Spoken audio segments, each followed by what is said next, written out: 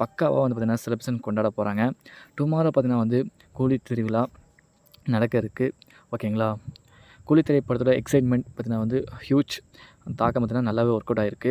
தமிழகத்தில் பார்த்திங்கன்னா வந்து நல்ல ஒரு ரெக்கார்டை க்ரியேட் பண்ணுறதுக்கான வாய்ப்புகள் இருக்குன்னே சொல்லி ஆகணுங்க. கூலி திரைப்படம் வந்து மிகப்பெரிய ஒரு அச்சீவ்மெண்ட் பண்ண போகுது அப்படிங்கிற மட்டும் தெரிய வரும்.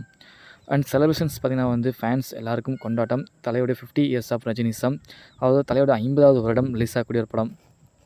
தலைவருடைய முதல் வருடத்தில் பார்த்திங்கன்னா வந்து அபூர்வங்கள், 25வது வருடத்தில் வந்து பார்த்திங்கன்னா படையப்பா, அந்த திரைப்படம் பார்த்திங்கன்னா வந்து தலைவருக்கு வந்து அமைஞ்சுது. ஓகேங்களா?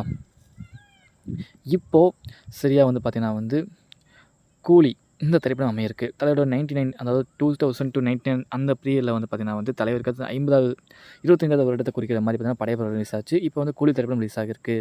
கூலி திரைப்படம் மிகப்பெரிய எக்ஸைட்மெண்ட், அந்த ஒரு தாக்கத்தை ஏற்படுத்த போது செம்ம ஒரு எக்ஸைட்மெண்ட்டாக இருக்குது. உங்களுடைய பார்வையில் கமெண்ட் பண்ணுங்கள். நன்றி, வணக்கம்.